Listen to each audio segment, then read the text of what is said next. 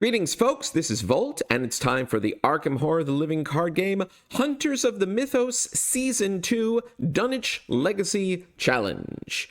If you don't know what I'm talking about, then I implore you to take a look at the description of this video, stop watching this, and go watch the video that I'll have linked below from Justin of Playing Board Games, which explains the Hunters of the Mythos Challenge in great detail, far better than I ever could. Go watch that. And once you're familiar with this, maybe come back here and see how I'm going to deal with this. I'm going to assume familiarity with how the Hunters of the Mythos works. I am taking the Kukri Cup challenge because that just sounds like an insane good time. I will be focusing here on out with my chosen investigator. I am playing solo, and the strategy considerations for deck building and for points and completing the various challenges that the Hunters of the Mythos wants you to do, and then we're going to roll right into some gameplay. So, I am playing Patrice Hathaway. She's my favorite investigator. I can't help myself. Yes, I am playing Patrice in Dunwich. Patrice, who draws through her deck 5 cards at a time at the end of every round, and Dunwich, where literally half the scenarios have a treachery that will kill you with 10 damage if your deck runs out of cards. This is something I have done before, so I have a little familiarity with tools you can take to mitigate that risk. So, I also wanted to try some fun things here. In particular, I am taking Aesthetic. This is a new Drowned City card. It's a permanent. Take only a deck creation. You gain 10 experience, but then you can't earn experience for the rest of the campaign. I figure if there's a campaign where this is going to be as little of a drawback as possible, it's notoriously XP low Dunwich. I am layering onto that in the thick of it to take an extra 3 experience. I've taken 2 mental trauma for Patrice, because I have some healing, which I'll get to in a moment. And I am also taking Down the Rabbit Hole. So Down the Rabbit Hole reduces the experience cost of the first 2 cards you upgrade before the next scenario by 1. This combos nicely with Aesthetic because if the cost to upgrade a card, if it only normally cost 1, this brings it down to 0, and then you can actually upgrade, get that 1-point upgrade, 2 of them, in between scenarios, even though you are Aesthetic, because you can't gain any more experience, but you can still upgrade cards. And one way of leveraging this is with customizable cards. You can, as your 1-point upgrade, tick a box on a customizable card, and that's part of my game plan here. I am taking the Kukri Cup challenge, so I will start in every scenario with a Kukri in play. That is my only means of doing damage to enemies. I cannot play any other item, spell, or ally assets. The only exclusion there is that signature cards are fair play, so I can play Patrice's violin, which is good. So, without items, spells, or assets, how are we going to get by? Well, I've spent my 13 experience points on, first off, 3 copies of Mind's Eye. I always enjoy playing Mind's Eye and Patrice. It's a ritual, so it's allowable under the rules. And this allows you to, comes into play with 3 secrets, takes up both arcane slots, which is fine. I'm not using them for anything else. You can spend a secret to test your willpower instead of your intellect, combat, or agility when taking a test. And you can discard a copy of Mind's Eye from your hand to place 2 secrets on the one you have in play. It's myriad. I'll have 3. I like it for Patrice because you draw through the deck so quickly. Once it's in play, you can usually prevent it from running out of uses. I am also taking the Patrice Classic Cornered. Discard a card from hand to get +2 skill value for a test. Always very good. Still good today. I am taking Captivating Performance as one of the few cards available to Patrice to get an extra action. This is limited to Dreamer, Performer, and Sorcerers. Patrice is a Performer. After you perform 3 different types of actions in a row, you can exhaust Captivating Performance to take an additional action, which has to be from a different type of all the actions you've taken this turn. So it's sort of a reverse haste. This has been favorably ruled to allow that when you take an action that is more than one type, you can pick which type counts for Captivating Performance. So, for example, to use a ubiquitous example, Kukri has an activate ability to fight. When you do this, for Captivating Performance purposes, you can count it as an activate, or you can count it as a fight. So with Captivating Performance in play, I could, if it made sense to, Attack once with the Kukri as a fight action. Attack again as an activate action. Do something else like evade or play a card, and then captivating performance, move.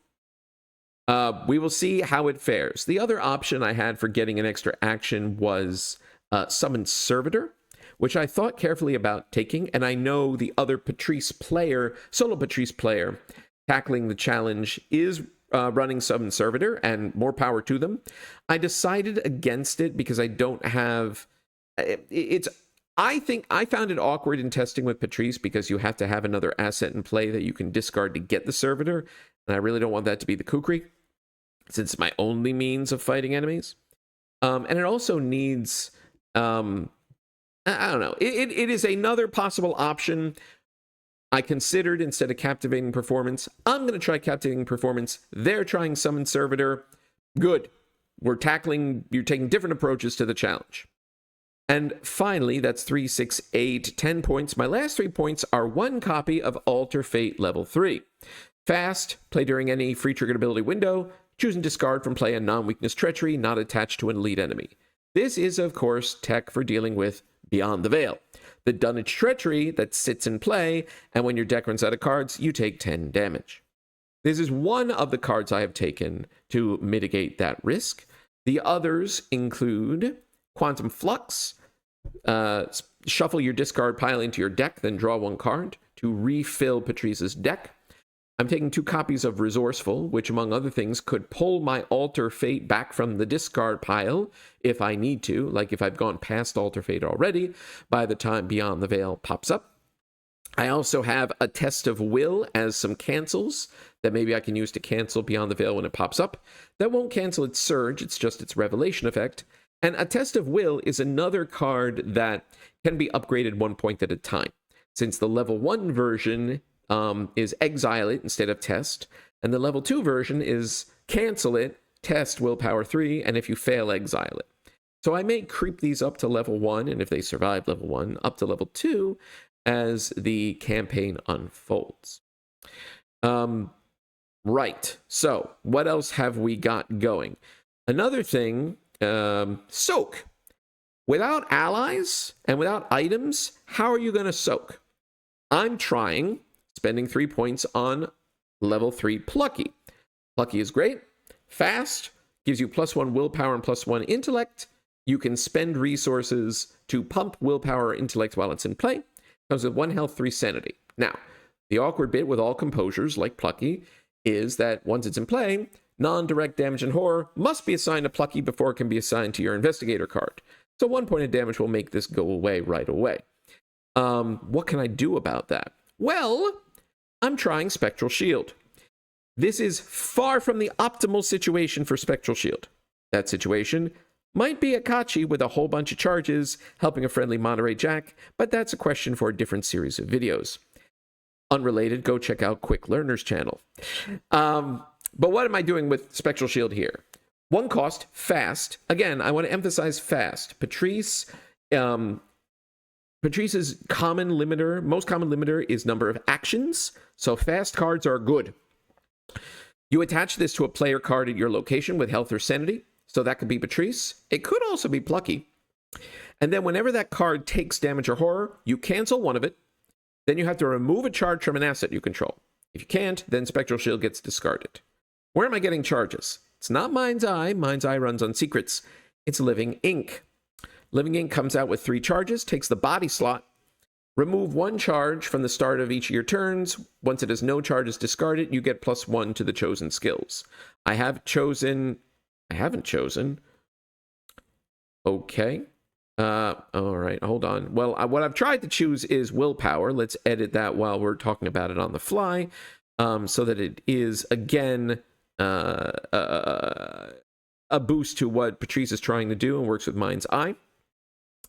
But this is a source of charges. Now, in the first scenario, not a great source because it bleeds them automatically over time. That's why one of the very first upgrades I'll take with Down the Rabbit Hole is Subtle Depiction. At the start of your turn, you can choose not to remove a charge from it and ignore its ability for the remainder of the round. That means it's a boost only during the Mythos, but then you don't use up a charge. So, Living Ink plus Spectral Shield, if I can get them both in play, that is some soak without having to deal with the items and allies that I can't otherwise play. Will it work? We'll find out. What else have I got in this deck? I'm taking some of the improvised cards, 2 copies of Winging It, 1 copy of Impromptu Barrier, not an improvised weapon, because per the Kukri Cup challenge rules, I can't use anything to damage enemies other than the Kukri. But I always like these in Patrice, especially with cornered. You can discard them from your hand. Patrice's Violin can also discard them from the hand. And then once you're in your discard, they're sort of like a 6th, 7th, or 8th card in Patrice's hand up until you need them. Winging It, of course, is an Investigate, -1 Shroud, and if you play it from your discard pile, you can get 2 clues. That's excellent. Impromptu Barrier is more situational. It's an Evade. The chosen enemy gets -1 Evade. From the discard pile, if you over-succeed, you can evade 2 enemies at once at your location, so long as you have over-succeeded by the amount of their evade. So you can essentially do a combined evade on 2 enemies if you test high enough. That doesn't always happen. That's why this is situational. But with Mind's Eye and other commits, it could happen. And since one of the very worst things that can happen in solo play is to be bogged down with multiple enemies at once, this is a tech card maybe to help against that. What else we got? Jury Rig. One of the only things I can do to make the Kukri function a little better. Attached to an item at your location, that's the Kukri, which will always be in play, and it essentially attaches 3 + 2 uses to it from durability. Sadly, Jury Rig does not discard itself automatically when it runs out of uses, but I do have 2 of them. When I have an off action and it's in hand, being able to fight a little bit more accurately without always having to spend Mind's Eye charges, or if I don't have Mind's Eye in play, is good. As Patrice, you have to improvise. You won't always have your game plan. You just need to deal with what you've got. Predator or Prey? This is one I'm intrigued to play around with. This is a dilemma. I've not played with this before. So when it is revealed, if there's no enemies in play, it wouldn't do anything, so it just draws you a card. It replaces itself, which is good. If there are enemies in play, either every unengaged non-elite enemy moves once towards the nearest investigator, i.e. me, bring them to me if I want to fight them, or I disengage from any enemy engaged with me and move once away from the nearest enemy. So this is an extra move for me when I need it, or if I really want enemies to come to me so that I can Kukri kill them, this is a way to do that too. We're going to see how it works. I found in testing extra movement was always good, and this is one of the few additional sources of extra movement. Again, Summon Servitor could fill that gap too. I'm not running it. The other Patrice is running it. Godspeed to you. Right. What else have we got? Premonition. I've always liked this in Patrice, since very often in your turn, you've got a bunch of cards that you can commit to tests, but it's like, well, how much do I commit to test number 1 to leave myself enough juice for test number 2? Put Premonition, which again is fast, in a play. You know what token's coming. You know exactly how much to commit, or if it's the auto-fail, to just do something inconsequential instead. Also, if I can get one of these in the beginning of the House Always Wins to know when I should go to the gambling table, that would be chef's kiss. Quantum Flux, we talked about. Spectral Shield. Voice of Ra is my only resource gain besides the Violin. I've taken this instead of Emergency Cash because it has a willpower commit. Voice of Ra is not great for Dunwich, especially if you have managed to avoid, which I'm going to try, to put the Tablet and Elder Thing tokens in the bag. But even with a basic Dunwich bag, it's still about a 75% chance of being an Emergency Cash. And you may notice I have tried to keep this cost light. Part of that is because we are taking Indebted as our basic weakness, so we're going to start with 3 resources. But you know, I feel like between this and the Violin, hopefully we'll do okay in the resource department. We'll find out. What about skills? 2 copies of Fearless. Willpower commit. If you succeed, heal a horror. This is part of why I'm taking 2 mental trauma for in the thick of it instead of 1 and 1. The other being that Plucky soaks 3 horror right out the bat. Grizzled. This is one of my other customizable cards. I've chosen Terror and Monster as my traits. Monster is maybe, I don't know if it's more ubiquitous than Humanoid in Dunwich, but it's certainly more ubiquitous on the tougher enemies. and tarot cards are all over the place. So this is a question mark, a wild icon. If you're testing against an encounter card with one of these traits, it gets +2. I'm anticipating slowly building up to always prepared. So adding 1 tick mark here after each scenario, so that for the last, after the 5th scenario, so for the last 3 scenarios of the campaign, whenever I draw an encounter card that's a terror or monster, I can return a copy of Grizzled from my discard to my hand, adding to Patrice's hand size. Not her hand size, the number of cards in hand. And then we'll see, maybe I'll add another trait towards the end.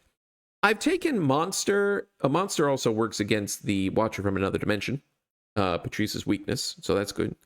I've taken Terror, even though Patrice probably doesn't so much need help passing terror tests on Terror cards, because Terror cards are so ubiquitous, and this way, once Always Prepared is online, I have that many more possibilities of getting Grizzled back from my discard pile. That's the thinking there. Finally, good old Guts. 2 willpower, pass the test, draw a card. Last Chance, a classic for Patrice. Use everything else in your hand and then commit this to the last test in the round, up to potentially 5 wilds, -1 for each card in your hand. Promise of Power, another classic, 4 wilds for the low, low price of 1 curse token added to the bag. Prophesy, 1 wild, plus another when there's 3 or more doom, plus a third while there's 6 or more doom in play. I do like this. Wilds are important. There's another reason why I'm fine bringing Quantum Flux and Spectral Shield, even if I'm not going to play them. They are a wild icon. Resourceful, I mentioned. This is mainly to pull back Alter Fate. It is a little awkward because it can't be committed to a willpower test, so I can't Mind's Eye this, but I can use it for a Winging It test. I can use it for a Kukri test where I'm getting a boost from Jury Rig instead, for example. And in addition to pulling back Alter Fate, it also is a way to get back Plucky after it's been in play and discarded and can bring it back. So I guess it's sort of another source of soak. And finally, some Unexpected Courages. That is the deck. Over time, I will be adding tick marks to, to Grizzled, to Living Ink. I can only put a total of 4 tick marks on this. It'll be Subtle Depiction, and I'll have to think. It might be Macabre Depiction so that it can grow more charges. Since I'm using it more as a battery of charges that boosts willpower than anything else on here, I'm not interested. I don't want to take up an Arcane slot. That's devoted to Mind's Eye. I'm less concerned about another skill. I don't have any other investigator to play Shifting Ink. And I don't want Vibrancy. I thought about it. I mean, we'll see. I guess it's an option. But I really would prefer to keep my other stats at a base 2, since, Winging It. I want to be able to not always be relying on Mind's Eye. I want to be there for when I need it. And I don't want all the time to be when I need it. So, and yeah, the other points will go into a test of wills at the end if I have some gravy upgrades to go with. That's the deck. We'll see how it goes. Now, Hunters of the Mythos. So, I want to talk about my chosen trait and the missions for the first 2 scenarios, Extracurricular Activities, and the House Always Wins. I have chosen to rely on the Cursed trait. I'm not sure why I can't zoom in more. I guess this is the most we could do. Cursed. The other Patrice is relying on the Performer trait, so they have a different special ability and different missions. Again, very cool. So, Cursed. Before I draw my opening hand, I can draw X random cards from the Return to the Circle Undone tarot deck. Still one of my favorite additions to the game. And they apply to me reversed for that scenario. Then, as a reward, I can search the top X times 5 cards of my deck for any card and play it, ignoring all costs. So if I draw, say, 2 reverse tarot cards, I have to deal with their negatives for that scenario. But before anything else, so before drawing my hand, I look at my top 10 cards of my deck, and I can play any card from it, ignoring all costs. Being able to start with, say, Captivating Performance, a Mind's Eye, Cornered, any of those would be excellent, since I won't need to hunt for them, I won't need to spend an action, I won't need to spend resources, which is very important with Indebted, starting with only 3 otherwise. And even if I don't hit one of those top gravy ones, which, I mean, let's be honest, Patrice has a 45 card deck. I'm not at all guaranteed to get one of those 5 value cards. But there are others. If I get an early Jury Rig, I can slap onto the Kukri, an early Voice of Ra just to counteract Indebted, start with some extra resources. Even a Living Ink, Plucky from the get-go. There are numerous options that could work. Now the missions, because this feeds into which scenario should I play first. Those familiar with the Dunwich Legacy know you can start with either Extracurricular Activities or The House Always Wins. They have different finishes depending on which you play first, which you play second. And whichever one you play first, you'll get an extra 3 rounds of time with a middle agenda that you just skip past in the one you play second. Let's look at these missions. For Extracurricular Activities, as Cursed, my extra mission is this. Each location games, spend an action and test willpower 4. If you succeed, put a horror on your location. You've put a protection ritual on it. If you over-succeed by 3 or more, you can add another horror to a connecting location. And the goal here, you get a point for each location with horror on it. There are, I think, 9 locations in Extracurricular Activity, so covering them all is a smooth 9 points. House Always Wins. My goal here is to speedrun the scenario. As a Cursed and these other traits people, you don't want to be in the casino any longer than you have to. So I have to track the number of rounds I play, including the first and last partially played rounds. And then you get points depending on how quickly you move. Resolution 2 and 3, bottom half here, those are the successful resolutions. That's either one moment. Apologies for the interruption. We were talking about the successful resolutions for House Always Wins. Bottom half is succeeding getting Dr. Morgan or Peter Clover out successfully, out the back alley. 6 rounds or less, which is very tough to do, but possible, earn 10 points. And then for every 1 or 2 rounds after that, you're getting 3 fewer points. Resolution 1 is resigning without your goal in tow, which means you get 3 fewer points on your mission based on the number of rounds completed. And also means that you get 3 fewer points in total for 6 fewer points. Because generically, you also get 3 points for a successful resolution separate from these missions. So 3 points for resolution 2 or 3 in The House Always Wins, 3 points for resolution 1, 2, or 3 in Extracurricular Activity. You may think from all this that I'm going to play Extracurricular Activity first for the extra rounds to accomplish this spanning the whole board mission. And House Always Wins second for the fewer rounds for the speedrun. No. I'm going to play House Always Wins first. Couple reasons. 1, the 3 extra rounds in Extracurricular Activities throttles your hand size by 3. So playing as Patrice, those 3 rounds are spent with a 2-card hand. That's not conducive for actually doing things. Second, and maybe more importantly, House Always Wins is much easier to complete quickly if you're playing it first, because there's far fewer actions and far fewer enemies to deal with if you're trying to get Dr. Francis Morgan out, as opposed to Peter Morgan. What the heck's his name? No, Francis Morgan, as opposed to trying to get Peter Clover out. So I have here set up The House Always Wins. Let's set my camera. There we go. Let's do our tarot. I'm going to pull 2 cards so I can search the top 10 cards of my deck for something to play. What do we get? Reverse them both. The first fist test each round, I get -1 fist. That's annoying for the Kukri, but not the worst thing in the world. Replace the highest non-negative token in the chaos bag with a skull. Swap them back after the game ends. That's not too bad. The skulls here are -2. You can pay 2 resources to spend them as a 0.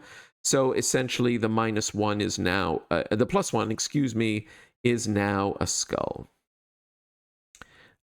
So let's pull the +1 out. All right. Fine. And we'll reduce my fist by 1 to remind me about the tarot. And now, let's look at our top 10. So I could start with the violin. That's probably best. I could also start with Plucky, or I could play Voice of Ra to get some resources right at the start. but I want the violin, so that's what we're doing. Okay, that's fine. Now we shuffle these back and do our first turn for real. Our opening hand for real, I should say. Premonition to start. That's quite good, because if I pull a token for betting, like if I pull a token, I'm going to need to gamble in the card room, because I don't have an ally to sell to the mob here for clues. So in order to successfully gamble, you need either the Elder Sign or an even token. So either -0, -0, 0, -2, or -4. If I can premonition off the bat and see a token that works, like I might just move all the way to the card room and get the gamble out of the way right away. That does mean I'm foregoing this clue, which is important. I will eventually need 2 clues beyond what you can get by gambling and having a drink.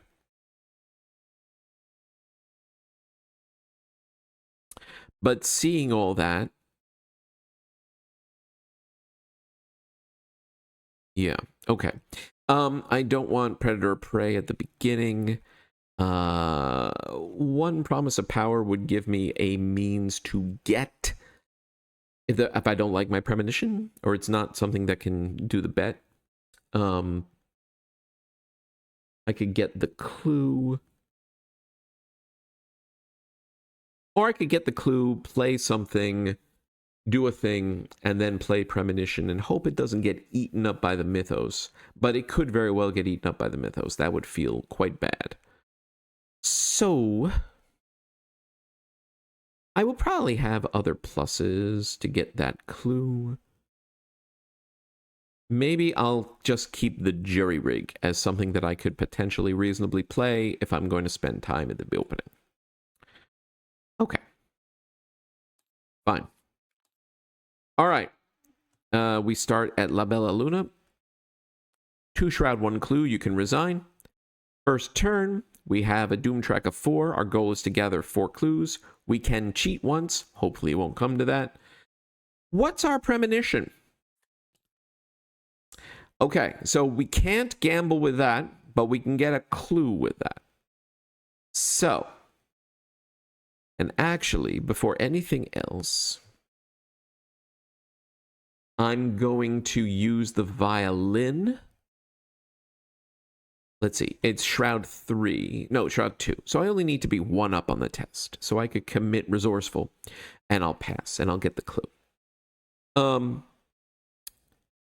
Let's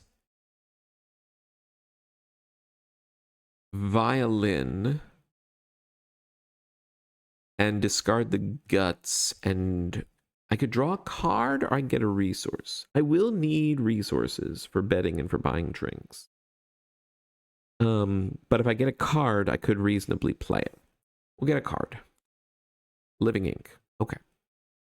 Now we investigate. I will commit Resourceful. We'll be 3 on 2. With the -1 we pass, we get the clue.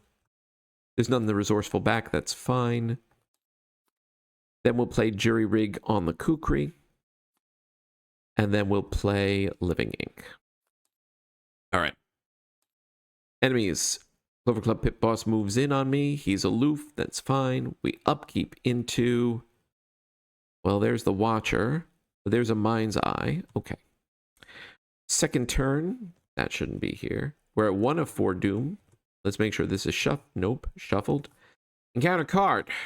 We're hunted down. Ah. Oh, wait. This does nothing.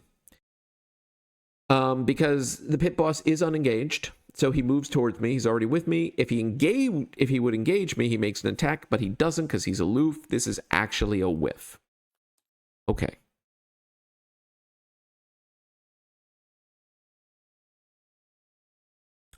So I think we play Mind's Eye.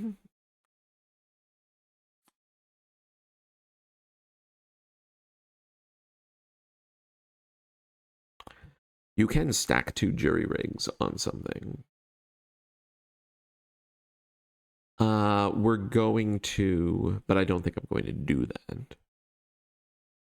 We're going to use the violin to discard this jury rig for a resource. We're going to attempt and play Spectral Shield.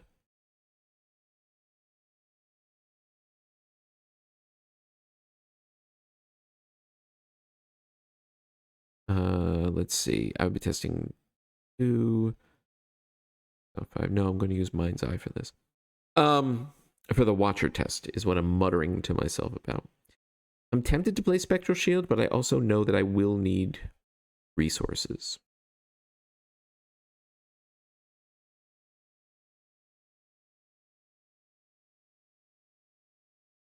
We lose a charge from Living Ink. Almost forgot that. 5, 8 on 5. No, we will play Spectral Shield. Now we're going to Mind's Eye fight the Watcher. So we're testing 5 on 5. Commit Last Chance, which is +4, so we're 9 on 5. That's our second action. -1 is a pass. The Watcher goes away. And last action, we move into the Clover Club Lounge. 2 Shrouds, 0 Clues. I got no allies to sell. Enemies. Pit Boss moves down, just watching. We upkeep into this pile of cards. That was our second turn. So now we're on our third turn. 2 of 4 Doom. Our encounter card. There's something in the drinks, but I haven't had them yet. This surges into Rats. Okay. Right. We're going to fight some Rats. We would be testing 2 on 1. I could commit Promise of Power to be 6 on 1. I could Mind's Eye, but I think I want to save that. We're just going to use the jury rig to... actually, before we... Yeah, we're going to use the jury rig to be 4 on 1. 0's a pass. Rats are perma-killed. We move... Hold on. Yeah, that's fine. What am I doing? Come on. There we go. We move into the bar. I will spend an action and 2 resources to get 2 clues and get 2 cards.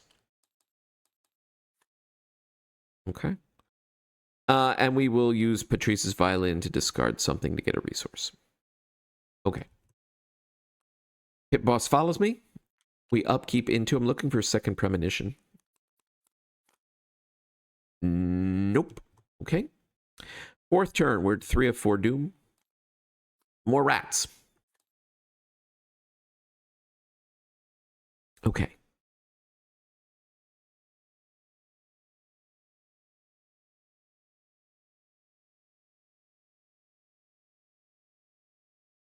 I'd love to be able to play Captivating Performance, but I'm not sure that it's in the cards. Haha.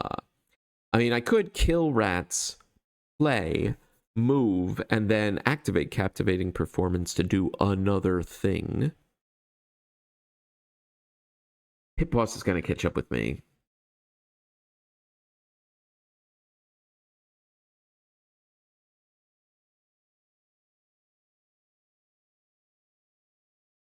I could move to the...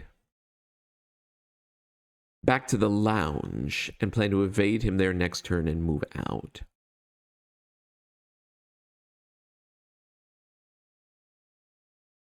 That might be the way. Let's try it. So we're going to fight Swarm of Rats. Kukri, we're testing 2 against 1. Let's use Unexpected Courage to make it 4 on 1.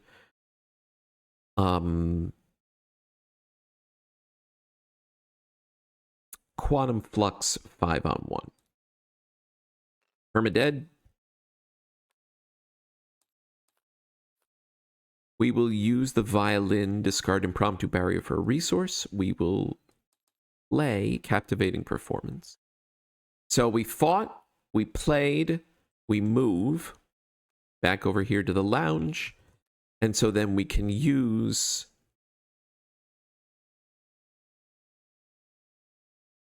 Unfortunately, I can't use it to do a second play, to do Voice of Ra. That is what it is. But what I can do it, use it for is to get another resource. Because I do need to Or I could draw in the hopes of getting closer to second premonition. But probably more important to get the resource. All right. Enemies. Pit boss follows me. He's about to be a problem. We're going to upkeep. Bunch of stuff. Oh, wait a minute. Not only is it a bunch of stuff. Oh, this is good. We predator a prey. So we move away from him into the Clover Club card room. 3 shots, 0 clues, and you can bet here. That's perfect. Note that you can move even into an unrevealed location with predator or prey. All right. 5th turn, 4 doom. This resets. We shuffle this in, and we move into agenda 2. The difference being criminals are no longer aloof. What do we got? Got some cursed luck. Do we? Well, there's only one way to find out, and that's to bet.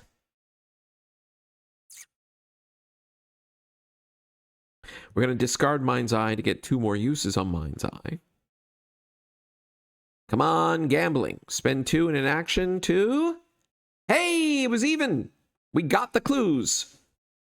Luck isn't cursed after all, game. All right, so now 4 automatically gets spent, and we advance this. This puts the Darkened Hall into play. It's not Agenda 1, so we don't get an extra criminal there, which honestly is... Where is it? There it is. Which is probably fine. Like, it's one less Kukri target, but it's also something I don't have to deal with. Okay. That's good.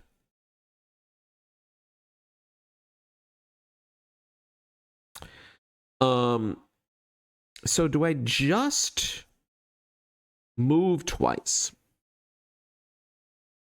Now, I'm trying to find... Oh, right, the agenda. Act. I need to find the VIP area and spend 2 clues. I have 1. This is why I wanted the clue from La Bella Luna. Again, this is ascetic gameplay. I don't care about victory points because it can't do me any good.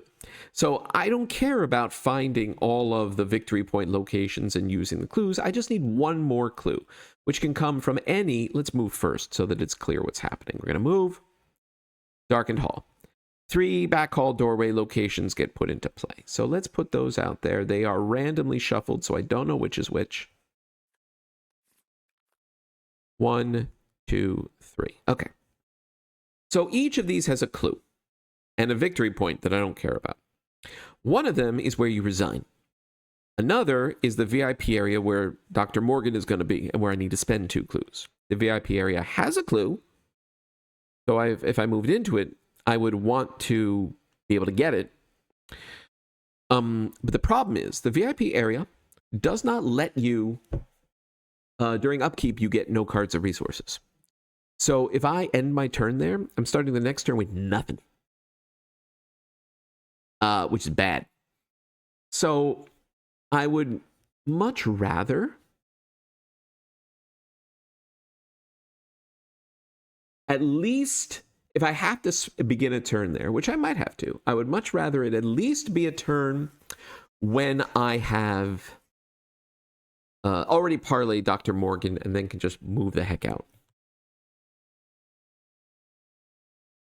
So the question is, I have activated, that's what this was, and I have moved. If I move again, that's my turn is done. I have a 1 in 3 chance of being in the VIP area, which is not great. Although I do have Mind's Eye, and I do have winging. No, I don't. Oh, I will have winging it in my discard, rather, which could help me get a clue, even without stuff in hand. Also, this living ink, this should have gone a long time ago. I forgot to keep deducting charges from that. It did not matter, but that's been gone for a while. Cursed luck is an issue. See, that's the other thing. I could investigate here. It's Shroud, oh, it's Shroud 4. That's not great. But I could try to investigate with the goal of getting rid of cursed luck. And if I do, then I could use captivating performance to do an other thing. It can't be moved, but it could be like get a resource.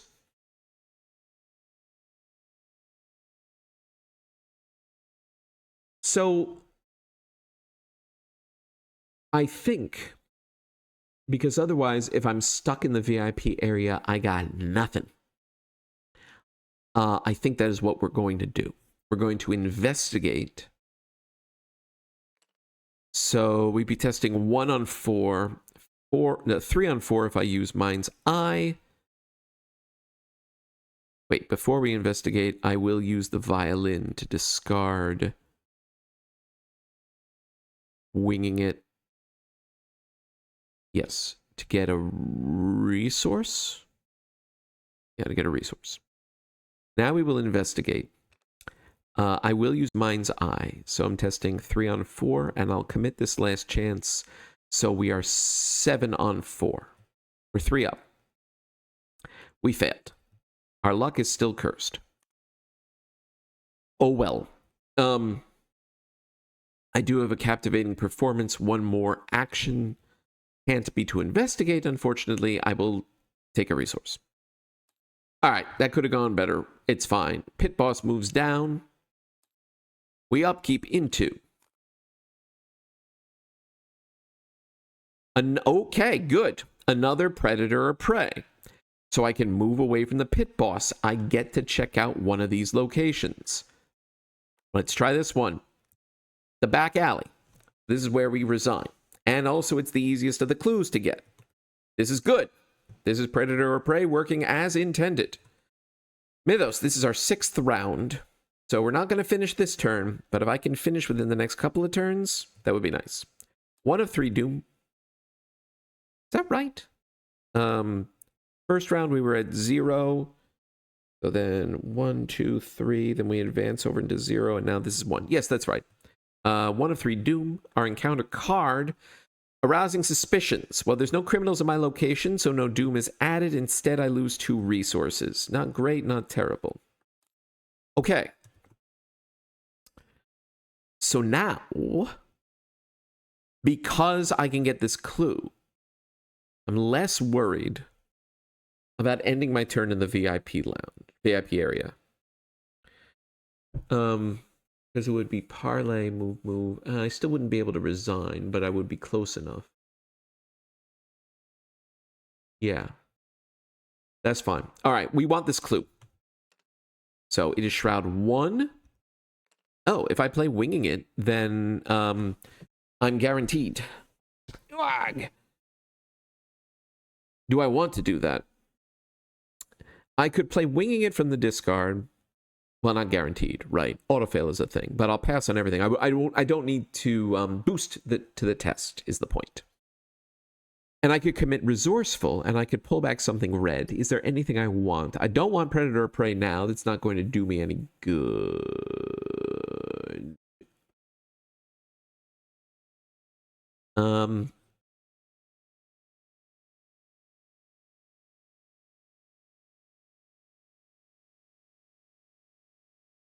Yeah, there's not really anything to resourceful back if I'm not going to take another test this turn, which I'm not. It's going to be investigate. I think it's going to be investigate, move.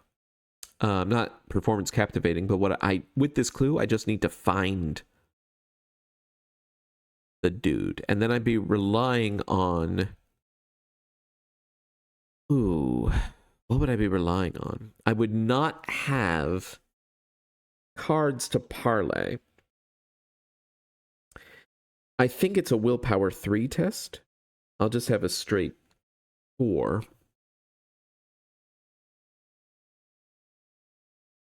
Still probably worth it to find the man.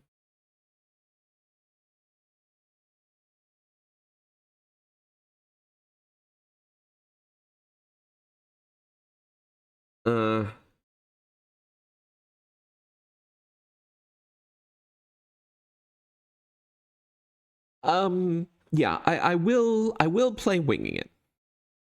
Oh my goodness. What's happening here? Oh, actually,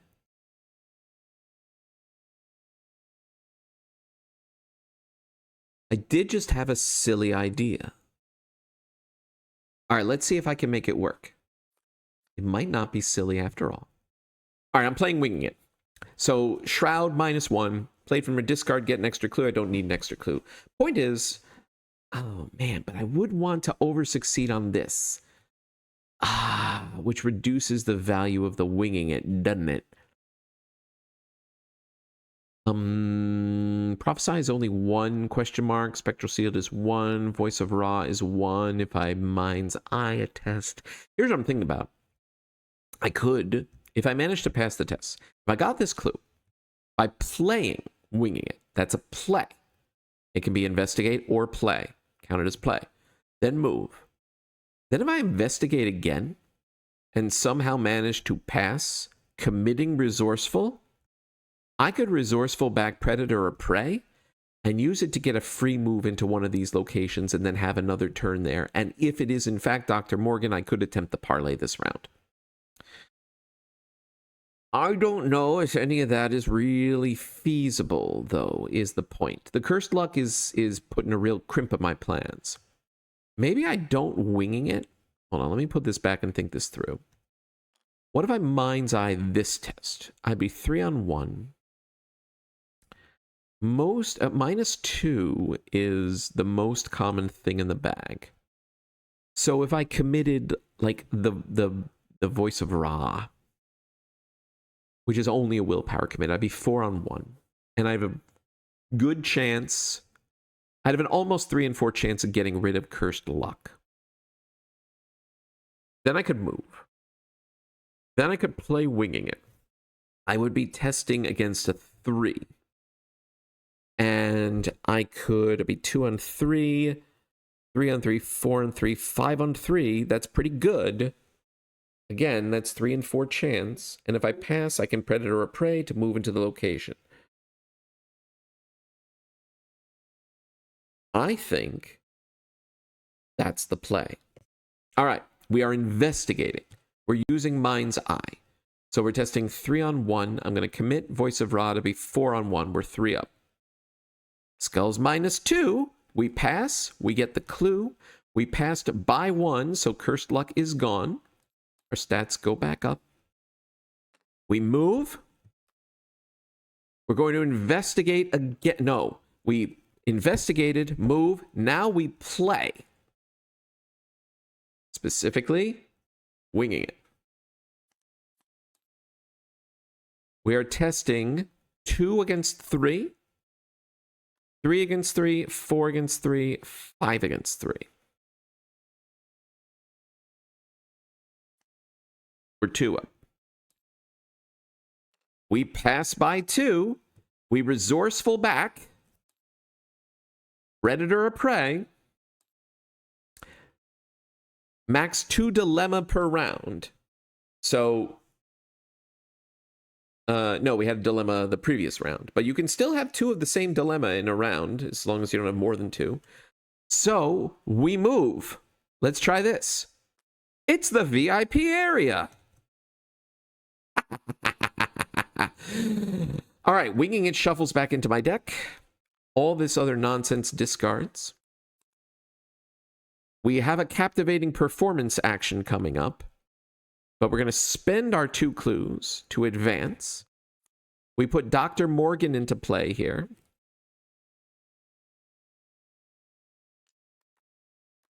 There we go. We're into Act 3. We have to action parlay, test willpower 3. If I succeed, I put a clue on him, and with a clue on him, I take control of him. And then I just need to resign. I need to get this man and bring him back to the back alley. So, I investigated, I moved, I played, winging it. We're going to captivating performance to parlay. Or to activate. Either one works. Now, the unfortunate thing is I'm just testing a raw 4 on 3. So, also, I don't have a card to discard for violin, so also, We're only 1 up. That's actually not good. Now that I think about it.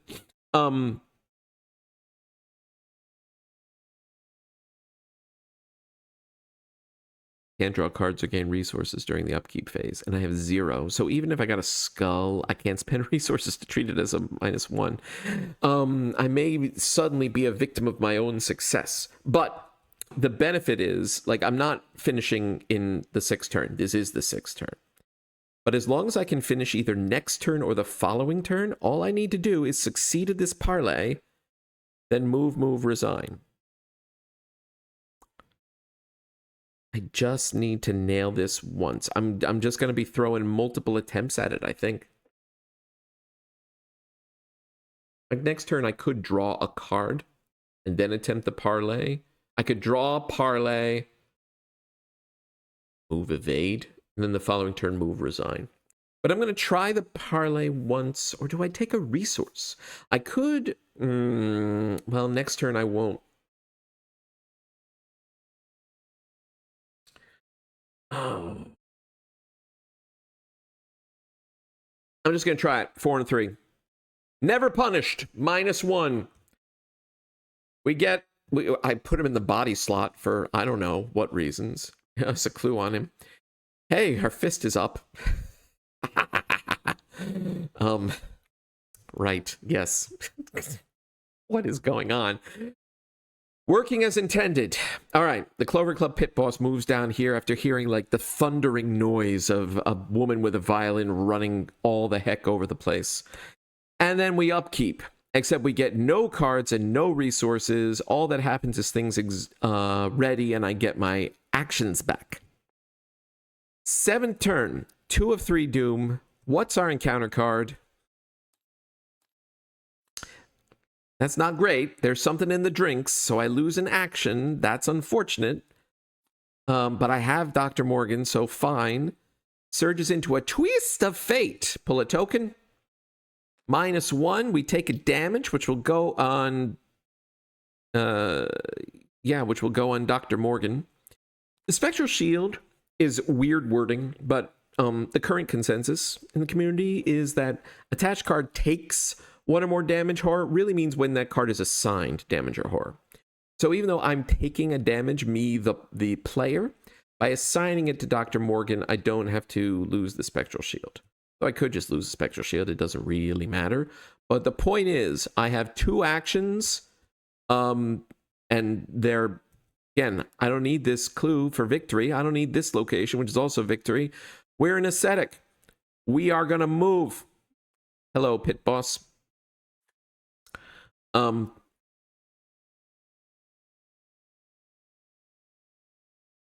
don't know, move again. He'll hit us, but we have damage to spare. We'll move again. 2 damage on Dr. Morgan. Fine. We're where we need to resign, and we can resign next turn.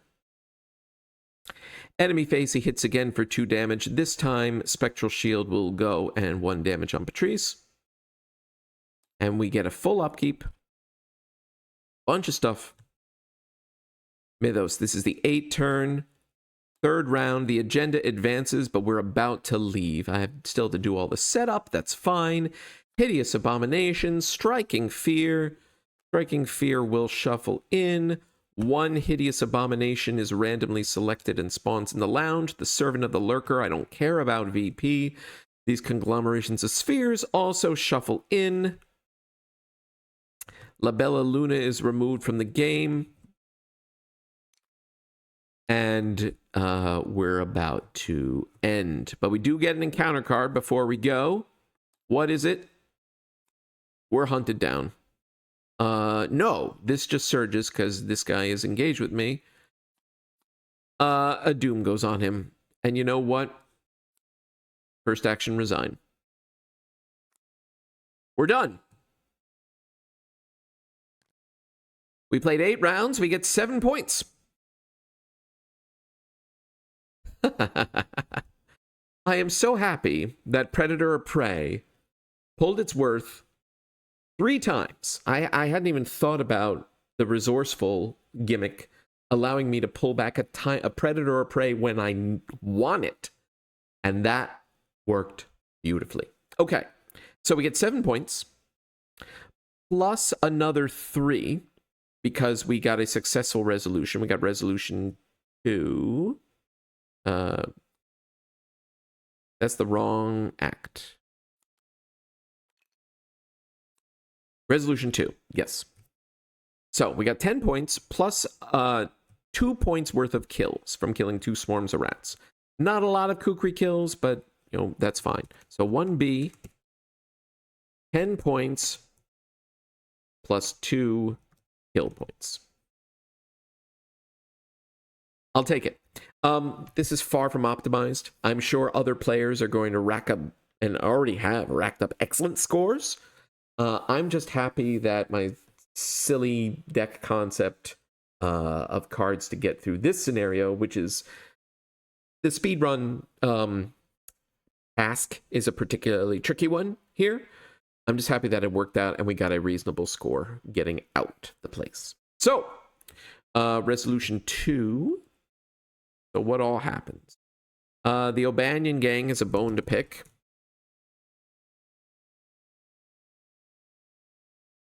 We rescued Dr. Francis Morgan. We are not going to add him to our deck because we can't play allies. He is a Fist and Wild commit, but I have, I think, better things to do than add him in. So we're not going to add him in. We did not cheat, so we don't add an elder thing. We don't get any victory. We proceed to scenario 1A. Okay, so I'm going to pause here briefly. I'm going to set up extracurricular activities, and we're going to roll right into it. Be right back. And we're back. Time for extracurricular activity. Let's take a look at our tarot cards. Once again, I'm going to pull 2. What's our problems? Our problems are Judgment. When the game begins, oh, this is what we had last time. Swap the, so the +1 becomes another skull. Fine. And Strength. Can't play assets during the first round of the game. Not great. I guess it completely depends on if I have any assets in my opening hand. That's fine. Excuse me. We got things that we can do even without assets. All right. So let's once again, that poor +1 is just never going to be seen. And let's add another skull. Fine. Skulls are not too bad here. Right. Skulls -1. If you fail, discard the top 3 cards of your deck. Cultist is -1, -3 if there's 10 or more cards in your discard pile. This scenario has Beyond the Veil. So let's see how well we handle that. We are starting in the Miskatonic Quad, and a reminder, my side quest. So, action, test willpower 4. If you succeed, put a horror in your location. If you succeed by 3 or more, you get to put a horror on a connecting location. I'm going to need to accomplish that a lot, because we start with 6 locations in play.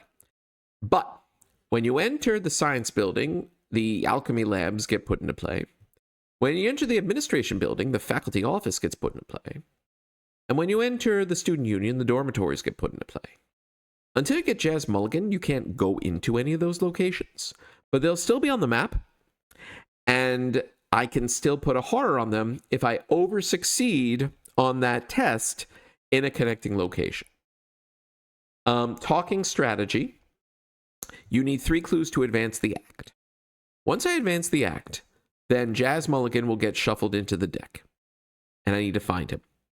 And then, playing solo, you can spend a clue to mill 10 cards from the discard, looking for Jazz. That means, with what would then be a 33 card encounter deck, you basically need 3 clues to go through the whole deck. There's 1 clue here. There's 1 clue here. There's 2 clues here. There's 2 clues here. There's 1 clue here. The Orin Library is famous for being you need to spend an extra action to investigate here location. Since I need to go everywhere in order to fill the whole map with horror for my side quest, my plan is to get the clue here, the clue here, the 2 clues here. Do the humanities building as soon as I have like a winging it in my discard and can pick up both clues at once is the goal. So if I can get 1 clue in one of these places, the 2 clues here, then advance, then go to whichever of these I didn't do already, get a clue, and then finish up in the student union, getting those 2 clues. By that time, I'll have jazz. Then I can move into the dormitories and finish with a successful resolution by completing the dormitories side quest, spending clues there. I plan to never set foot in Orn Library, never into the alchemy labs, never into the faculty offices. I plan to fill those with horror by over-succeeding on the test here, here, and here. Let's see if I manage to do that. But the first things, well, I guess second thing second, we took our penalties, we didn't take our bonus. Let's look at our... That's not right. Let's look at our top 10 and put a card into play.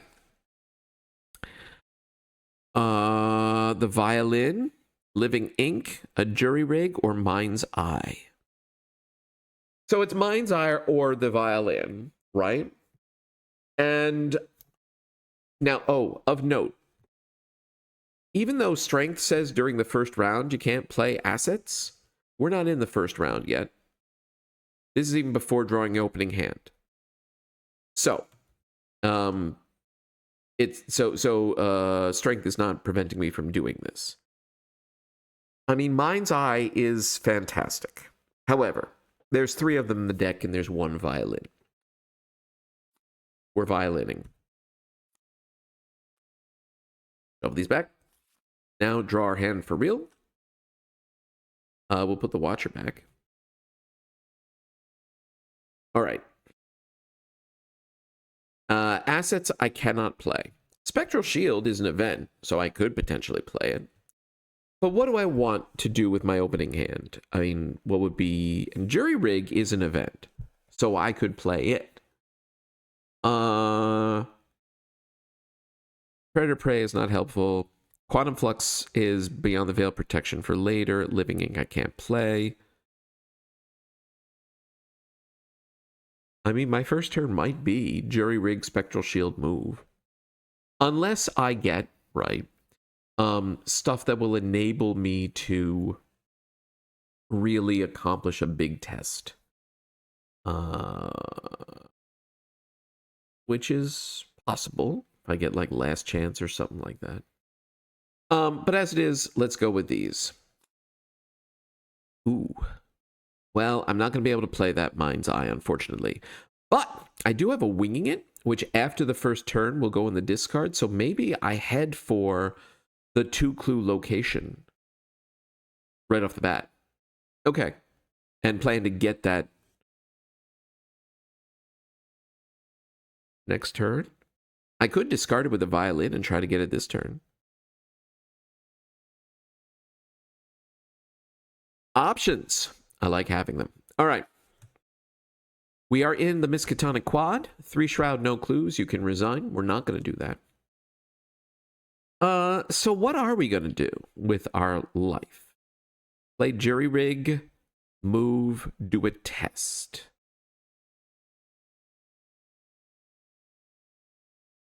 I can't do Mind's Eye, which is unfortunate. If I do Winging It, I don't have book commits for Winging It. I will next turn.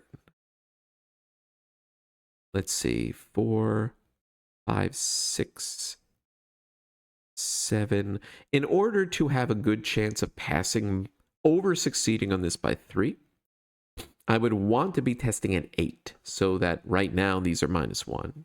Well, the Skull will always be -1. Cultist is -1 just for a couple of turns. I would want to get up to 8, which means for 6 on Guts,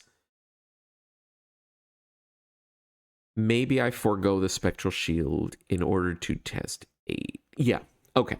So I am going to play Jury Rig. I want the boost to the Kukri. We're going to move to the Humanities building. 3 Shroud, 2 clues. At the end of your turn, discard the top X cards of your deck, where X is the amount of horror on you. So I will need to discard 2 cards because of my starting trauma. It's fine. I am going to use the violin to discard Winging It, and I guess I could draw a card. Or do I want a resource?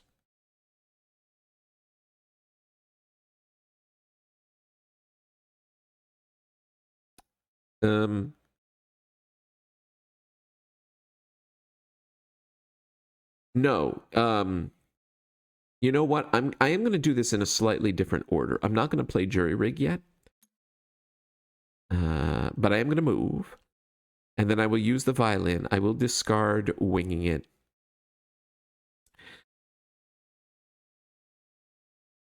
Maybe I'd just draw a card. Well, but if it's another asset, I can't play it. No, I will take a resource. Now I'm going to do this test. I guess it doesn't really matter with the jury rig. My thought is if I get a different card to play with guts, but I can't play an asset. It's fine. I'll do what I did before. We have jury rig in play already. That's fine.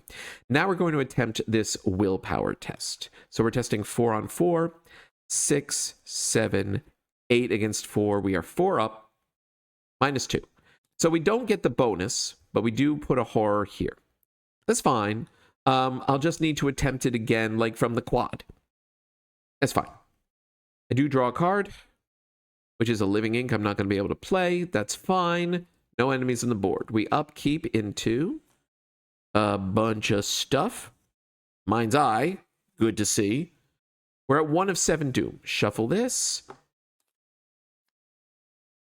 Wasting no time, are we, game? We are seeing beyond the veil. Do I Quantum Flux right away? I don't know. That feels weird. I've got a second Quantum Flux. I've got Alter Fate coming up. Fine. But it surges into... Oh, boy. Oh, wait a minute. Also, hang on. I ended my turn here, so I have to discard 2 cards. 1, Unexpected Courage. 2, Premonition. I should have done that before I drew my hand.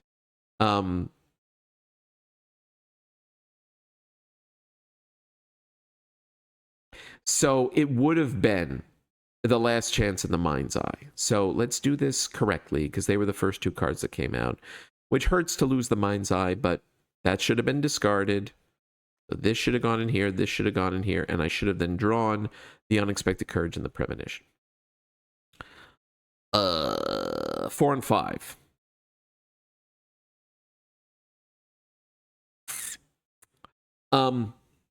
Maybe I do play Quantum Flux this turn, huh? We're just going to take this test.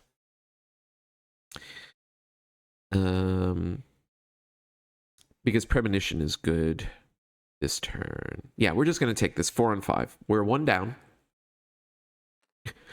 Let's just pass, and then we can shuffle all but 1 card back into our deck. Who needs Quantum Flux? We have Quantum Flux at home. Their name is Patrice Hathaway. All right, well, we're going to leave the winging it, because that's our game plan. We're going to shuffle the rest back. Fine. Hilarious. I love it. Let's have a Premonition. What's our token?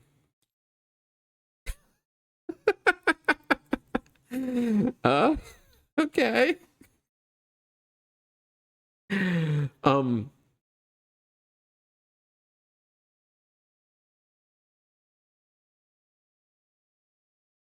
So now I'm thinking, can I get up to... Man, it feels almost a shame to burn this on the winging it. No, that's fine. We need the clues. And this way I don't need to throw anything else at the winging it other than just playing winging it. So, let's play winging it from the discard. We are testing 2 against 2, and we pull the Elder Sign. We have no discard to shuffle, but we pass and get both clues. Sounds good. Well, what am I doing? There we go. And this shuffles into our deck. Woohoo! All right. Fine. Let's move back to the quad. And let's attempt the, well, let's violin. I'm thinking again the willpower test. I can do 4, 5, 6, 7. We'd again be up to 8. Let's first violin, discard impromptu barrier. Resource or card? Card will give me something more that I can commit. Probably. Resources are generally good. No, I'm going to take a card. That's kind of what I was... vaguely afraid of. I would like to play Mind's Eye, but if I play Mind's Eye, then I'm missing the opportunity to do the willpower test. There's 2 more in the deck. We're going to do the willpower test. We're testing 4 against 4, 5, 7, 8, 9 on 4. We are 5 up on this test. That's Arkham Horror, the card game, a living card game by Fantasy Flight Games. I can't even be mad. It's just hilarious. All right, there are no enemies. We upkeep into a bunch of stuff. Now, there are no enemies, so Predator or Prey just discards and becomes a different card. Okay, I guess we're winging it all the way down. We're at 2 of 7 Doom. Our encounter card is... We have yet more visions of futures past. Oh, hey, I have Alter Fate. I guess we're going to play it and get rid of Beyond the Veil, which I guess means I don't care that much about this. Yeah, once again, 4 on 5. We're 1 down. Okay, so we fail by 3. We discard the top 3 cards of our deck. Grizzled, Fearless, Last Chance.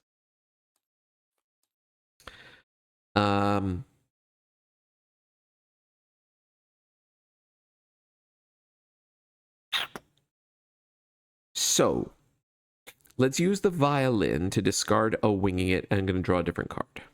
A Spectral Shield. Again, it's a question mark. I think what I want to do is...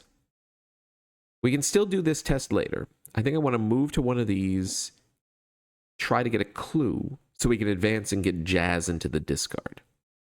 We are definitely, though, going to play Alter Fate to get rid of Beyond the Veil. Which one of these do I want? I forget which is better.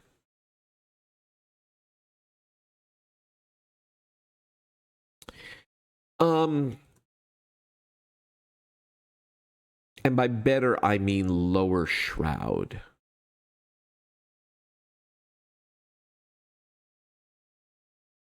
I vaguely think the science building might be better. I could be wrong. We're going to find out.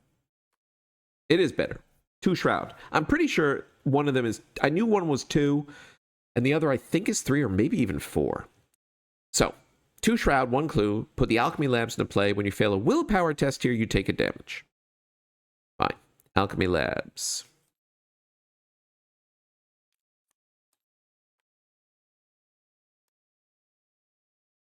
Okay. Now I want this clue. We're going to play Winging It. I guess I could play the one from my hand. I only need 1 clue. I'd be testing 2 on 1, 3, 4 on 1.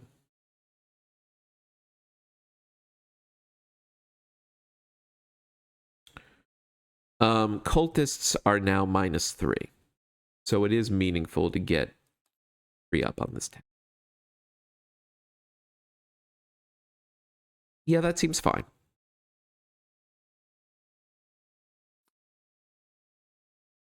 I'm pretty sure I already spent the resource.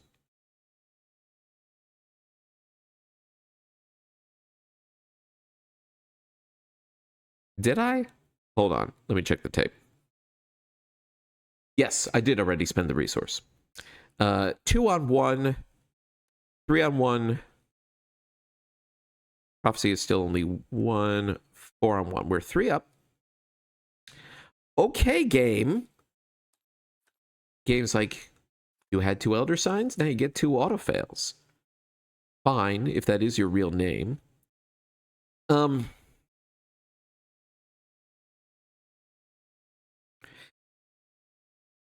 I could attempt the, well,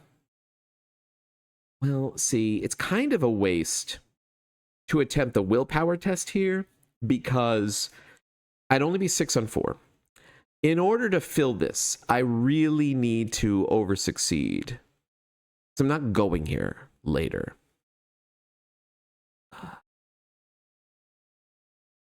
Do I just attempt the investigate again? 2 on 2? There's only a 1/5 chance of success. No, it's probably best to take a resource that I'll probably need later. Oh, actually, no, it was a will. It was blah, blah, blah. It was a investigate test. So it wasn't willpower, so I don't take a damage. I could play winging it again from the discard. Actually, you know what? That covers 60% of the bag. Yes, that's the way to go. So we're going to try winging it one more time. We're 2 against 1. We're 1 up. Have I pulled 3 auto fails in a row?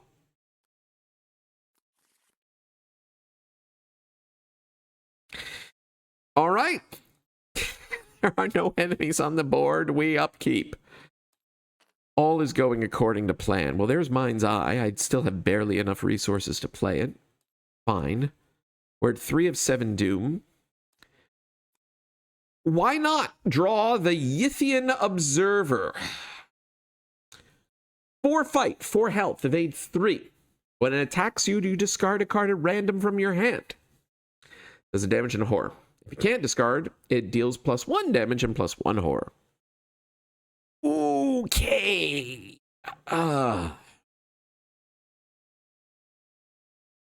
Well,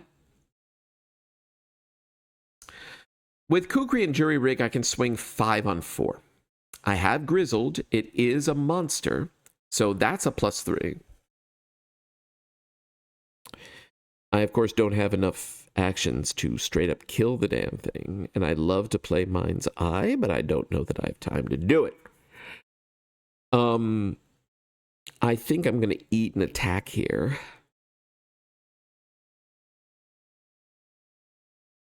But if I can do 3 damage to it, then next turn I can do the last damage. So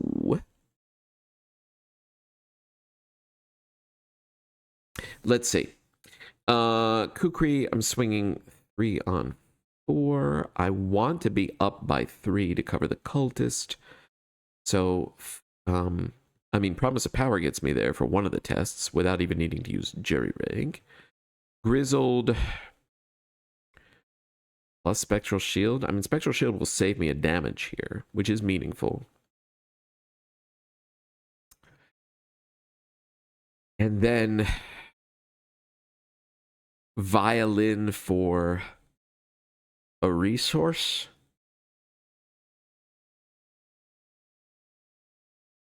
Yeah.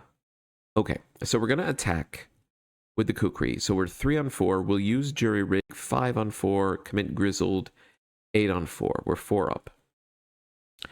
Skull is -1. Did not fail. So I'll spend an extra action so that we're doing 2 damage. We're going to attack again. I'm going to take a hit this turn. That's fine. 3 on 4. This time we'll commit Promise of Power, 7 on 4. -1. We do another damage. I will spend a resource to play Spectral Shield, which is going to be short-lived. And I will Violin discard the Living Ink to get a resource. Enemy phase. It hits me for a damage and a horror, which discards Mind's Eye. Spectral Shield absorbs... I'll have it absorb the horror, and I'll take a damage. Okay. Fine. We upkeep. Bunch of stuff. We're at 4 of 7 Doom. We are moving slowly. Locked door. I guess I don't want this clue after all. Problem is, I do want that clue. I have Test of Will.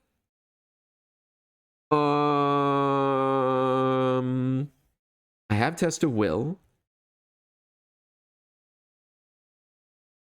I think I am going to Test of Will this. Because I have Last Chance. I have another Promise of Power. So I can kill this thing. Like, try to get the clue. Jury Rig has a book on it.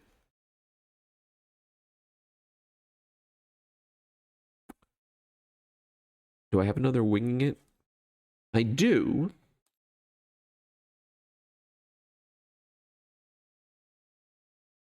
Yes, we're going to play Test of Will. Now, so 4 on 3.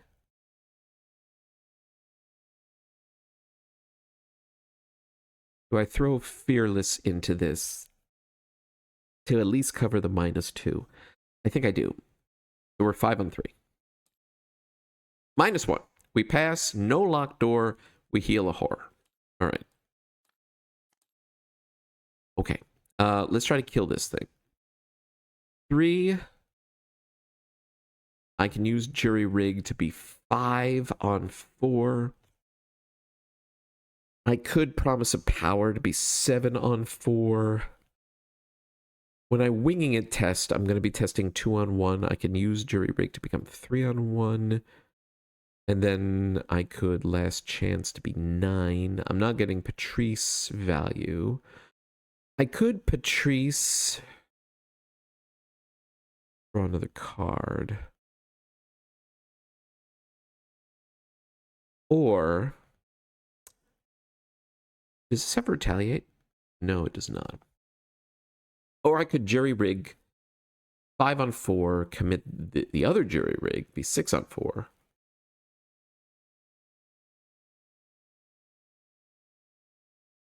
No, I think more important to kill this thing.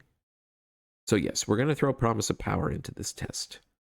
So, and we're not going to use Jury Rig. So 7 on 4. -3, we pass exactly.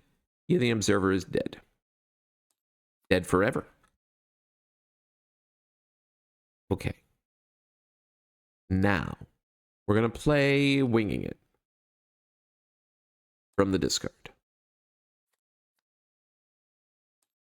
We are testing 2 against 1. We'll commit Jury Rig to be 3 against 1. Yes. 2 up. Skulls -1. We pass. We get this clue. Winging It shuffles back in. Jury Rig discards. Now we can advance. So, Jazz Mulligan and the discard pile shuffled into the deck. Okay. And now I can spend a clue to mill the top 10 of the encounter deck. And if I discard Jazz, I resolve his Revelation effect. But now we're going to do the willpower test. We're going to commit Last Chance. We're testing 9 on 4. We're 5 up. We're 3 up. Oh my God, is what I have to say about that. And because that was a willpower test, we take a damage. Ooh. Some spicy token pulls. All right, no enemies. We upkeep to a bunch of nonsense. This could be meaningful. I could resourceful back some Last Chances. Wow, sure. Give me Captivating Performance and Cornered in the same hand. Thanks, game. 5 of 7 Doom.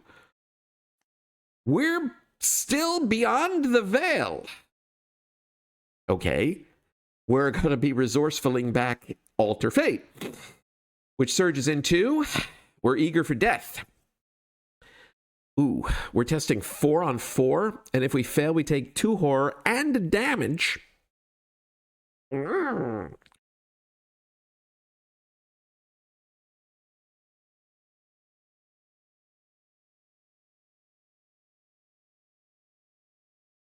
What is the plan?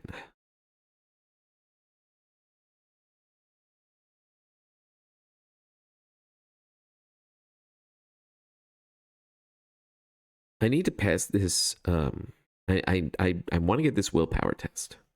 Unfortunately, I'm pretty low on willpower commits. I think I have to play Cornered. 6, 8. I think I'm just eating this. 4 on 4. Or we pass with the Elder Sign because it's Feast or Famine this game. And we get to shuffle everything back to stave off Beyond it. Now, if I shuffle everything back, then I'm not resourcefulling Alter Fate. That's probably fine.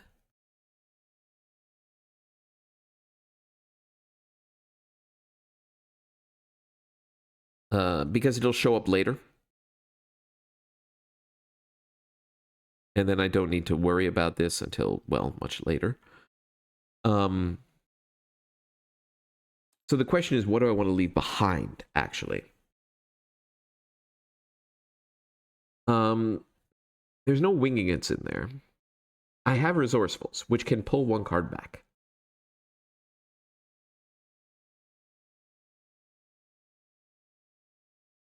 I'm looking at that last chance, and I'm thinking, man, it would be nice to be able to try that damn willpower test again. Now, I would need to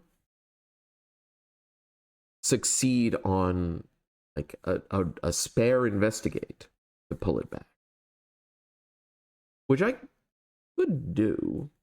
Like, what's my turn? And captivating performance is 2 willpower committed. Well, that's actually less helpful than I want it to be. I could leave the last chance behind in the discard. I could play cornered. Man, I'm losing the captivating performance. I don't quite have the resources. Even with the violin, I don't quite have the resources. Unless I violin, take a resource, play cornered, play captivating performance, and just spend my whole turn doing that. That seems a weird kind of a waste. But captivating performance is good. Do I let cornered go? And take captivating performance instead? Honestly, maybe. I need to, like, get movement happening. So I want to over-succeed on the willpower test before I leave here. This is what is driving my decision making. To reasonably do that, I need...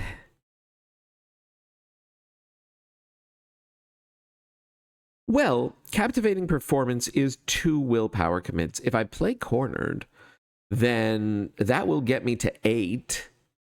And that is the sweet spot.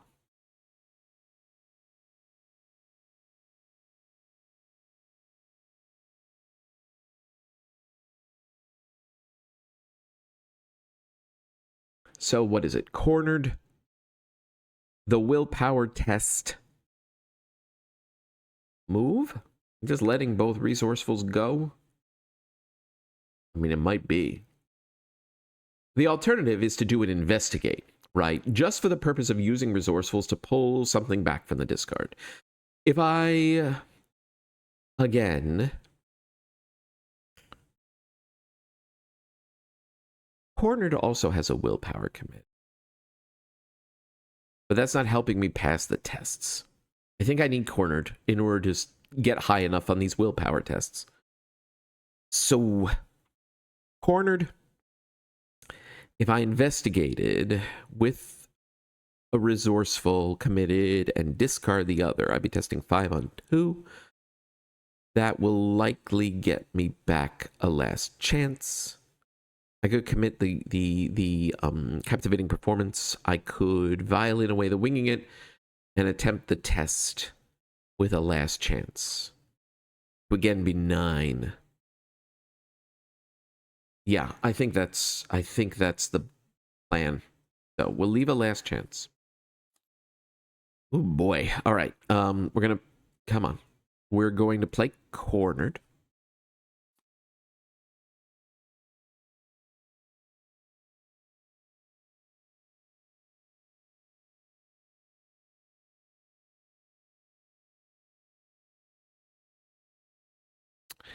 Or do I just go for it? 8 on 4. What am I covering by 9 on 4? The -2s. It is meaningful.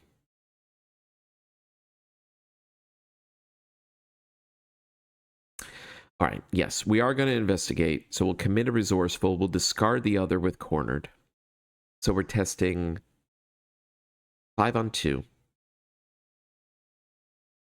And we'll commit this captivating performance. Right, so we're 6 on 2. That is the play. So we're 4 up. -1 is a pass. That would have worked for the other one, but whatever. We get the last chance back. This might have been a mistake, but it's the through line I'm taking. We'll discard winging it with the violin and get a resource. We will attempt the willpower test with last chance. We're 9 on 4. We're 5 up. All right. Now we passed by enough to put...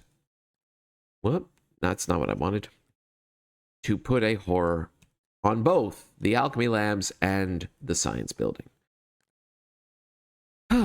Okay. All right. No enemies on the board. We upkeep into. Bunch of stuff. 6 of 7 Doom. This is... This is the, what, 3rd or 4th time I've drawn Visions of Futures Past? This is going to do me a damage if I fail. What is my goal this turn? I think it's move.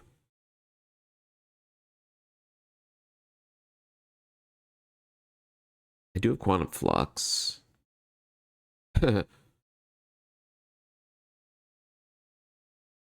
Test a will. Convert this into a willpower 3 test.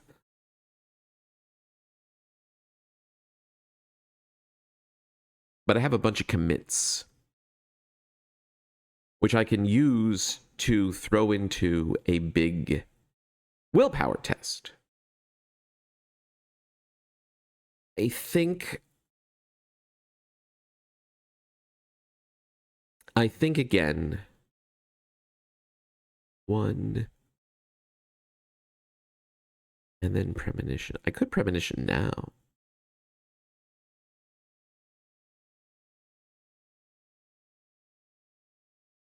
Yes. I am going to play Premonition. What's our token?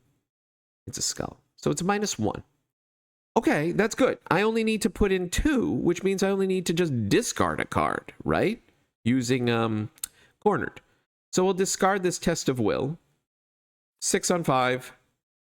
We pass. Fine. All right, we're going to move back to the Miskatonic Quad. We're going to move again. Nope. Yes, we'll move again to the Administration Building. Right, 4 Shroud, 1 Clue. If you end your turn here, discard the top card of your deck. Fine, okay. We put the Faculty Offices into play. We're never going there, but we're going to try to protect it. The hour's late. I also want that Clue. But I think that's a problem for future. I do have a winging it in the discard. All right. So if I attempt the willpower test, I would be what? There's actually perfect for Prophesy. This is 3 question marks right now. So 7, 8, discard a card to be 10. Yes, we're going to do that. So we'll discard Voice of Ra. We're testing 6 on 4, 7 on 4. We're 10 on 4. We're 6 up. We passed by 5. So that's what we needed. We put a horror. Nope, I'm not sure why that is happening. That is really... Oh, I do know why that's happening. All right, it's fine. I gotta change that later. It's fine. No big deal. Horror here, horror here. Good. Good. Fine. Okay. No enemies. We upkeep. Well, there's the Watcher. Predator Prey. There are no enemies in play, so this replaces itself. Spectral Shield. Okay. The agenda advances. Oh, I forgot about this. Oh, I have to take 2 horror. That's fine. I have over 10 cards in my hand. Now we skip, or rather we advance to 2B. Dormitories comes into play. Experiment spawns in the Science Building. I left it not a moment too soon. We are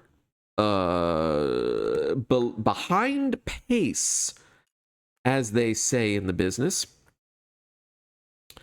And now every 2 Doom, the experiment moves. So 1, 2, 3, 4, 5, 6. I only have 6 rounds left. Okay, Fine, we'll make this work. Does this shuffle? No, it can't. No, because we're still trying to find jazz.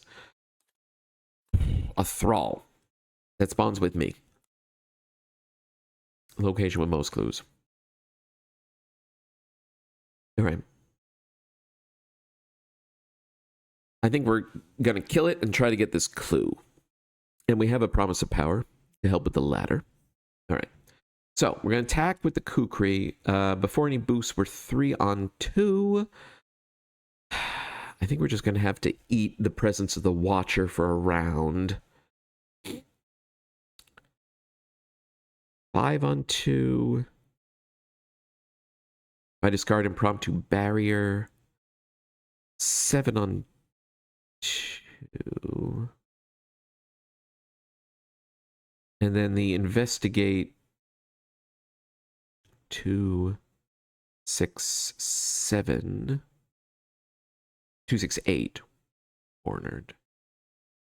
I'm thinking about whether to use a shot of jury rig.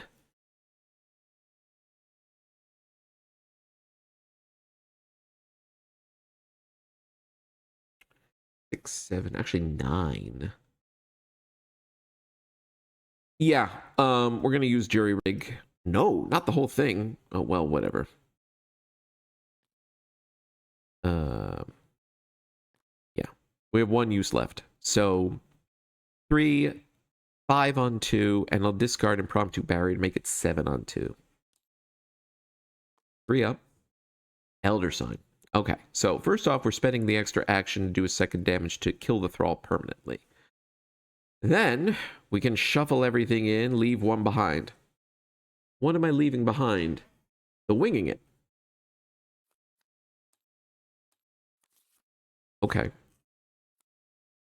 And now we investigate. I will commit this Spectral Shield and this Promise of Power. And I'll discard Guts. So I'm testing 2, 3, 7, 9 against 4.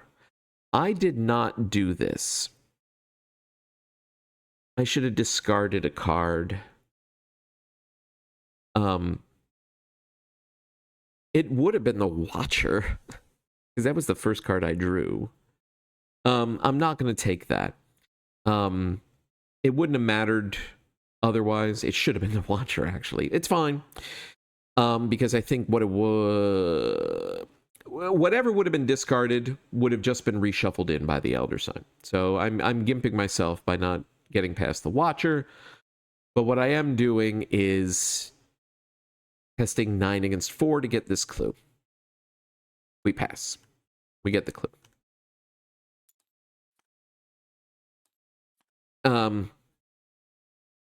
Right. Now we have to discard the top card of our deck. Voice of Ra. Watcher just hangs out. Experiment hangs out. Upkeep. Okay. Or 1 of 2 do. Counter card. A Whippoorwill. Well, I'd love to kill it later, but for now we're moving the heck out of dodge. Also, I need to do a protection ritual here and over succeed. I need a move, ritual, move to stay ahead of the experiment. I drew Predator or Prey. The experiment can't move, so I would have to move 1 away. I can't, because I can't enter here. So the Predator or Prey just whiffs. It doesn't do anything. This is not a great hand.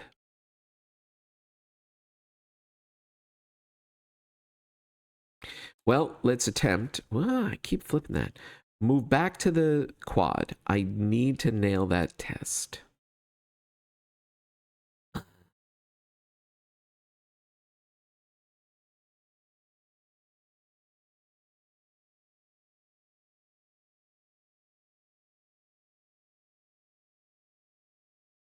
I'm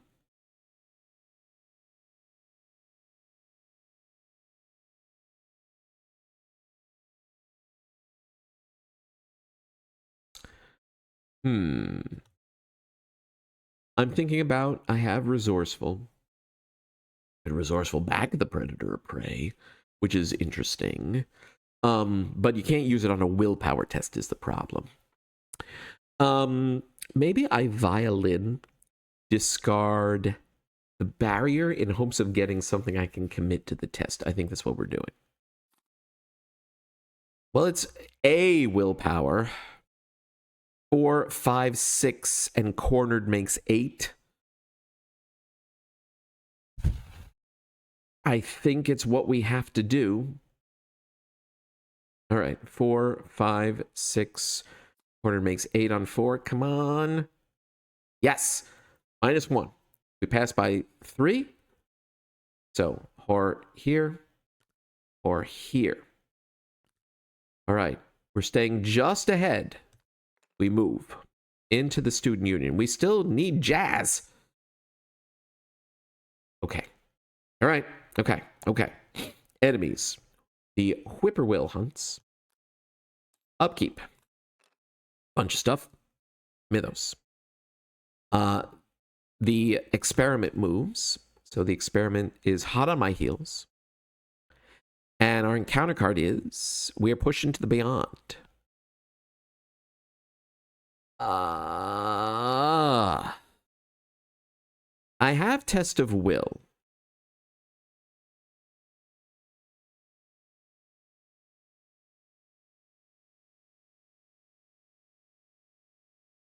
What am I doing this turn?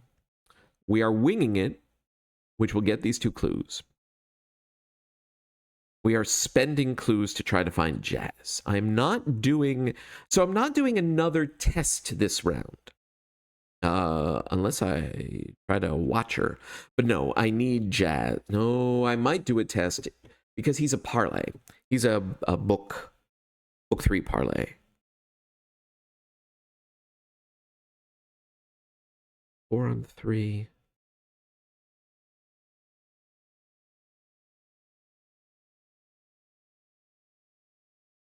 Because I don't want to lose its asset. So I can't say, oh, the jury rig goes. No, it's either the kukri, the violin, or cornered. I don't want to lose any of those. So I am going to spend 1 to play a test of will. But in the test, I'm going to play premonition to see what my token is. Well, that's not helpful. Ugh.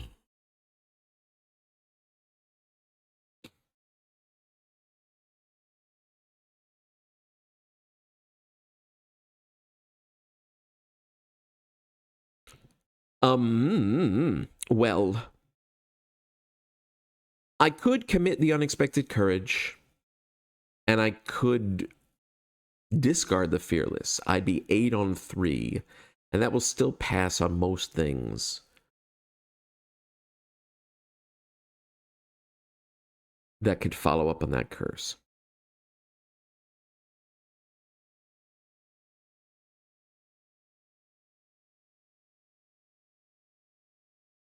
I think... Or if I just commit the unexpected courage. 6 on 3, I'm back down to 4 on 3. Still would pass on just over half the bag. No, I think it's worth going all in on this. 6 on 3, 8 on 3. So we were 5 up, now we're 3 up. Didn't need to do that. But we don't get pushed into the beyond. Whoop. What we are doing is playing winging it from the discard with nothing committed to it because we don't need to. We're testing 2 against 0. Good. We get both clues. This shuffles back in. We will spend an action and a clue to mill for jazz. So here's 9. There's no jazz amongst them, so they all go in the discard. And then 1 more. Yeah, the observer. Okay. And we do that again. Whoops, here we go. Once again, 9. There's jazz. So these all discard. 1 more discards. But jazz is in play. Okay. It will be a action willpower 3 test under the auspices of a whippoorwill. We're not dead yet. Even though the game is doing its level best, whippoorwill moves in. My stats are down. We upkeep. Okay. That's question marks. That's good for the parlay. Mythos, we're 1 of 2. Well, I don't want the agenda to advance, because that brings in the experiment as bad. So I guess I'm taking 2 horror and we're riding the edge. We're riding the edge.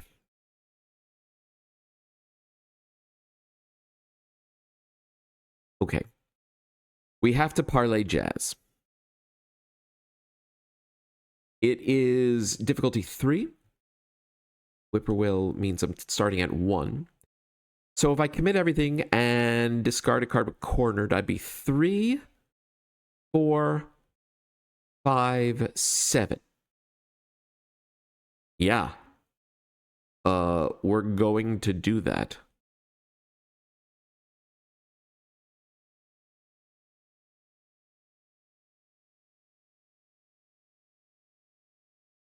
Yes.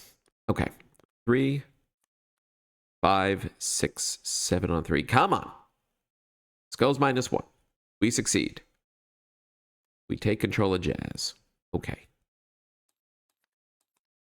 All right. The act finally advances. All this nonsense. The alchemical concoction appears 358 miles behind me. Not that I was ever going there to begin with. And now we just need to find complete an objective on another encounter card. And that is going to be down here in the dormitories, which we can enter because we have jazz. 1 shroud, 3 clues. So I just need 3 clues to spend them to advance. I still have a clue left over because I didn't need it to find jazz. And since I don't care about victory, I just need 2 of these clues. So I want 2 of these clues. I want to succeed on the willpower over succeed test to cover both of these. I'm going to have I'm going to have a whippoorwill to deal with, which is frustrating. But at least it's not here at the moment. So I could attempt the investigate to try to pick up a clue. 2 on 1. It is better than a coin flip.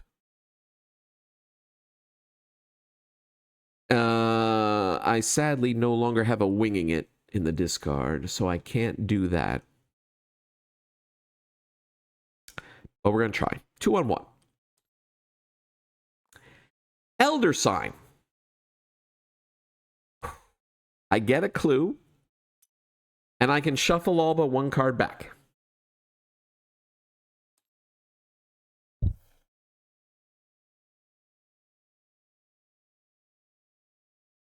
See, what I'm now thinking is, do I shuffle all but 1 card back?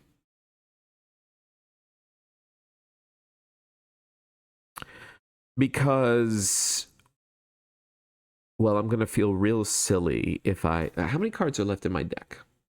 23. Even if I draw, like, Visions of Future, there's only 5 cards left in that deck. All 3... I think there's 3. I think we're past all the Visions of Futures past. The reason not to shuffle is to increase the likelihood of finding cards that I want. What would those be? The other winging it. Either of the 2 winging it's. Last chance. Neither of those are in here. I'm not going to do the reshuffle. I think the cards that I want are coming up. Because it's an option. Let's see if that bites me. Okay. Enemies. Whippoorwill moves in. Stats are down. We upkeep. Okay. That's good to see. Okay. Mythos. This advances. Experiment moves. I have 2 rounds left. Our encounter card. An Arcane Barrier. Good. we're never leaving here. This is a whiff, because I'm never going to move into or out of this location. Okay. I have 2 rounds left. I could engage and kill the whippoorwill. I could get a clue. I could do the test. I have a premonition.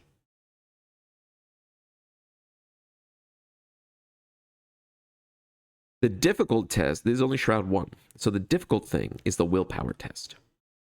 I could engage the whippoorwill. I could attack it. With the last shot of jury rig, I would be, what, 4 against 2? I could discard a card to make it 6 on 2. Then I could premonition. And then depending on what the premonition is, I can either do the willpower test with promise of power, or if it's a bad token, I could do the investigate instead and attempt the willpower next turn. Yes, that's the play. We're going to engage this whippoorwill. We're going to attack with the Kukri. So we're 2 against 2. Jury rig, 4 on 2. We'll discard this other jury rig. We're 6 on 2. Cultist is a -3, but that's enough. It's permadead. I have a premonition that my token is pretty good.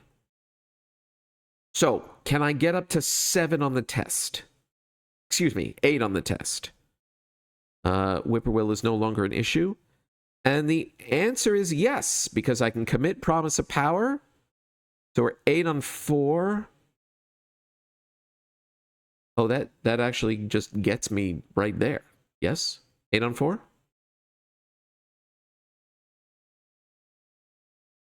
Because then that'll horror this and this, which is what I want. Yes. Right. Well, that's our -1. We pass by 3. And we have successfully horrored up the whole map for the low, low price of a curse. I have one more action. I guess I might as well try to get the clue so that then we can advance. Is there Ancient Evils in this deck? Wow, there is, and I successfully dodged them. But if this next card is an Ancient Evils, I need this clue. Now that I've said it. All right, so then we'll investigate. We're 2 on 1. Cornered will discard Alter Fate, so we're 4 on 1. Skulls -1. We get the clue, and we will spend them to get R2. Oh, well, that was intense. After 0 Elder Signs and 0 auto fails and the house always wins, let's pull a total of 9 across everything.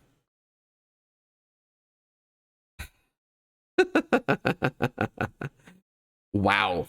Was my next card Ancient Evils? No. Well, no. So I could have gone one more turn, but there was no reason to. I wasn't going to pull another enemy. Wow. Okay. But we did it. That was a lot of fun. Resolution 2. All right. Let's see what we got. Right. Professor Warren Rice was kidnapped. The students were rescued. Right. Can you remember his name before? I guess, yep. The students were rescued. Okay. And I got a successful resolution. So that's 3 points. Plus then 1 point for each location with horror on it. 9. So I got 12 points. Plus we killed 7 health worth of enemies. So we got... Nope. 12 points plus 7 kill points. All right. Woo! We're having fun as Patrice Hathaway hunting the Mythos. All right. So, the missions for the next 2 scenarios will be released, I think, in a week. I think the 28th is the last day for this first round, which was complete these 2 scenarios. I'm looking forward to seeing what's going to be cooked up for the museum and the train. Until then, take it easy, everyone.